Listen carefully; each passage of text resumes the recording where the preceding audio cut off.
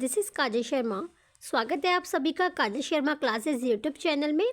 आज की वीडियो में हम सोशल स्टडीज़ का डिस्कशन लेसन प्लान डिस्कस करेंगे, जिसका टॉपिक रहेगा Mahatma Buddha and class 7th का ये टॉपिक हमने लिया है। तो चलिए स्टार्ट करते हैं discussion lesson plan.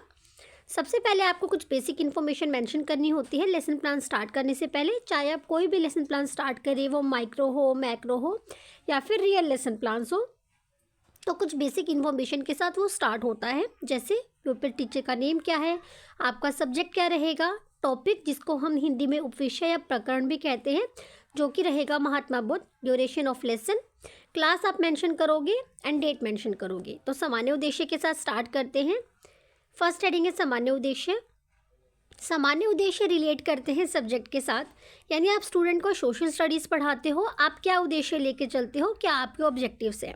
So first point है विद्यार्थियों की सामाजिक अध्ययन विषय में रुचि उत्पन्न करना, विद्यार्थियों के सामान्य ज्ञान में वृद्धि करना, विद्यार्थियों की कल्पना शक्ति और तर्क शक्ति का विकास करना। नेक्स्ट पॉइंट है विद्यार्थियों की तर्क शक्ति और कल्पना शक्ति का विकास करना, विद्यार्थियों में आलोचनात्मक सजगता जागृत करना। नेक्स्ट है व्यवहारगत उद्देश्य। व्यवहारगत उद्देश्य का मतलब होता है कि आप विद्यार्थियों को जब टॉपिक टीच करते हो उसके क्या उद्देश्य रहेंगे। तो हमारा टॉपिक क्या है, महात्मा बुद्ध, तो उसको टीच करने के क्या उद्देश्य हैं। फर्स्ट पॉइंट है विद्यार्थी बौद्ध धर्म के संस्थापक के बारे में जान पाएंगे कि बौद्ध धर्म के संस्थापक कौन है। विद्यार्थी विभिन्न धर्मों की सूची बना सकेंगे। विद्यार्थी बुद्ध द्वारा रचित धर्म ग्रंथों के नामों से भी परिचित होंगे। एंड व्यवहारगत उद्देश्य का लास्ट पॉइंट है विद्यार्थी महात्मा बुद्ध के जीवन से परिचित होंगे। ये व्यवहारगत उद्देश्य हैं। नेक्स्ट है शिक्षण सहायक सामग्री, यानी कि जब आप विद्यार्थियों को पढ़ाते हैं, टीच करते हो जब स्टूडेंट्स को, तो किन किन उपकरणों की आपको आवश्यकता पड़ती है। जैसे कक्षा कक्ष, चौक, चौकबोर्ड, डस्टर, संकेतक आदि की आपको आवश्यकता पड़ती है जब आप विद्यार्थियों को पढ़ाते हैं। इसके बाद आता है अनुदेशात्मक सामग्री। अनुदेशात्मक सामग्री में आप विद्यार्थियों को कोई चार्ट या मॉडल शो कर सकते हैं टॉपिक से रिलेटेड। जैसे यहाँ पर आप देख सकते हो महात्मा बुद्ध के जीवन को दर्शाता हुआ चार्ट आप विद्यार्थियों के समक्ष प्रस्तुत करेंगे। नेक्स्ट है पूर्व ज्ञान अनुमान। छात्राध्यापिका यह अनुमान लगाती है कि विद्यार्थी महात्मा बुद्ध के जीवन के बारे में सामान्य जानकारी रखते हैं, यानी जो छात्राध्यापिका है वो पूर्व अनुमान लगाती हैं कि विद्यार्थियों को नॉलेज है, यानी प्रीवियस नॉलेज है, विद्यार्थी महात्मा बुद्ध के नाम से वो परिचित होंगे।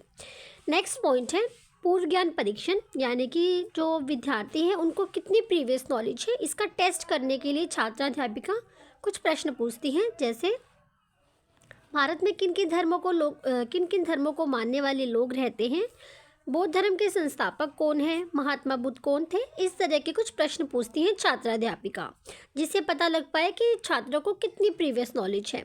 नेक्स्ट हेडिंग आती है उपविषय की घोषणा, यानी कि जो अब छात्राध्यापिका है वो टॉपिक की अनाउंसमेंट करेंगी।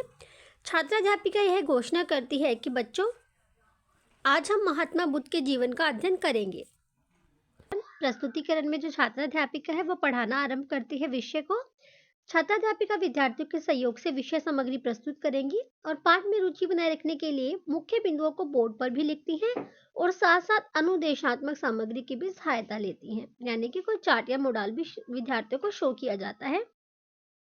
तो सबसे पहले 4 कॉलम हमें बनाने होते हैं जब प्रस्तुतिकरण किया जाता है, जिसमें पहला कॉलम होता है शिक्षण बिंदु का, दूसरा होता है छात्राध्यापिका की क्रियाएं, विद्यार्थी क्रियाएं, और लास्ट में रहता है चौक बोर्ड क्रियाएं, यानी कि जो भी आप वर्क चौक बोर्ड पर मेंशन करते हो उसको आपको यहाँ पर लिखना होता है।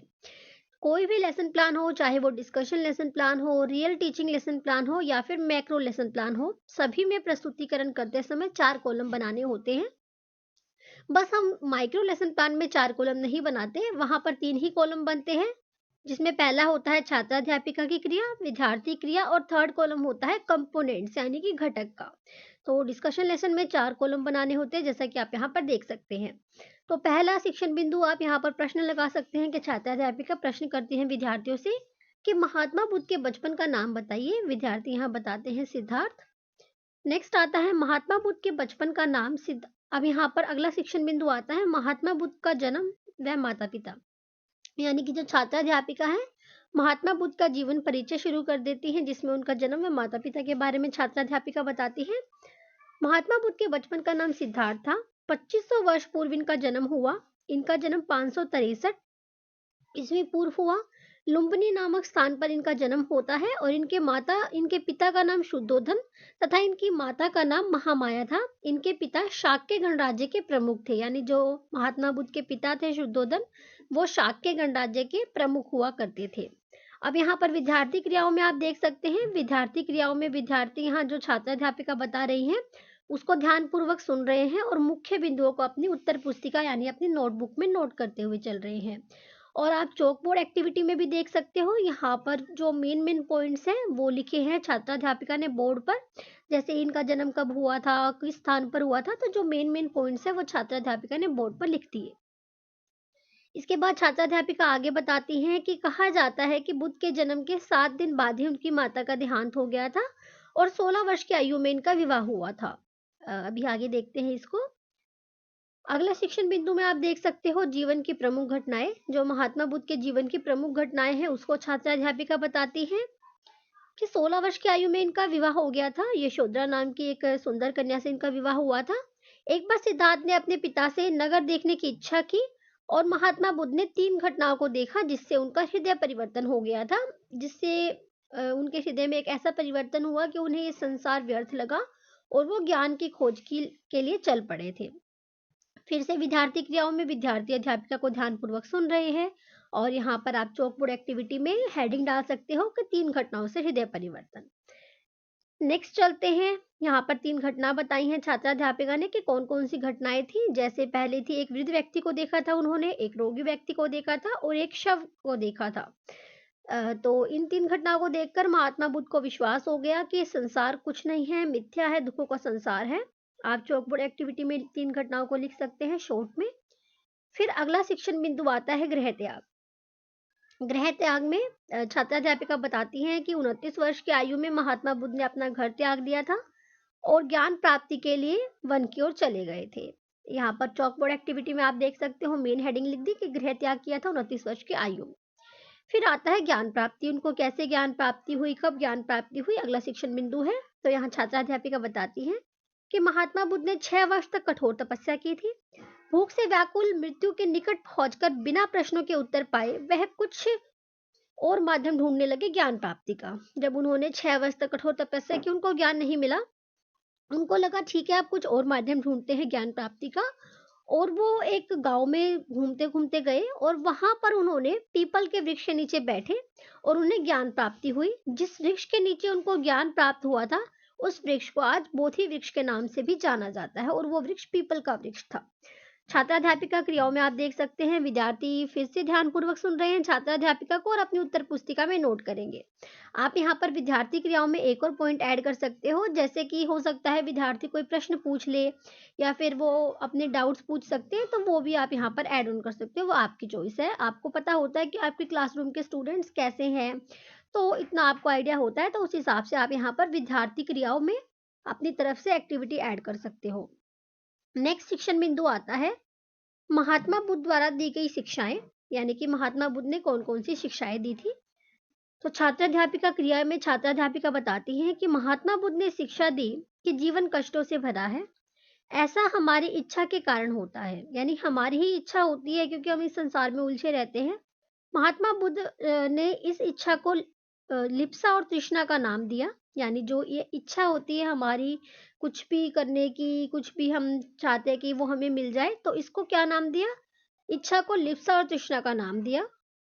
यहाँ पर कुछ की पॉइंट्स लिख दिए जो महात्मा बुद्ध ने जो मेन मेन पॉइंट्स बताए थे, जैसे संसार दुखों का घर है, इच्छा को लिप्सा और तृष्णा कहा गया, ये आपने बोर्ड पर लिख दिया। नेक्स्ट यहाँ पर छात्राध्यापिका प्रश्न करती है विद्यार्थियों से कि बच्चों महात्मा बुद्ध ने इच्छा को क्या नाम दिया, तो यहाँ बच्चे बताते हैं लिप्सा और तृष्णा। फिर आता है संघ। महात्मा बुद्ध ने संघों के बारे में भी बताया था। महात्मा बुद्ध का मानना था कि घर त्यागने के बाद ही सच्चे ज्ञान की प्राप्ति होती है, बिकॉज घर में तो आप घर गृहस्थी में ही उलझे रहते हैं। तो महात्मा बुद्ध ने बोला कि जब आप घर छोड़ दोगे तभी आपको ज्ञान मिलता है। इसके लिए उन्होंने संघ नामक संगठन की स्थापना की, यानी कि एक आप बोल सकते हैं काइंड ऑफ इंस्टीट्यूट जैसे कि आज हम बोल देते हैं, या एक संस्था बनाई जहां पर जो घर त्यागने वाले लोग हैं वो रह सके। फिर अगला शिक्षण बिंदु यही चल रहा है, जो संघ है आगे है, जहां घर का त्याग करने वाले लोग रह सकेंगे। यह संघ बौद्ध धर्म में रहने वाले बच्चों के लिए बनाए गए थे यहाँ पर बच्चे या फिर युवा भी हो सकते हैं। संघ के नियम विनय पिटक नामक पुस्तक में मिलते हैं। महात्मा बुद्ध के जो बौद्ध धर्म है उसकी 3 पुस्तकें हैं, जिनमें से एक विनय पिटक भी है।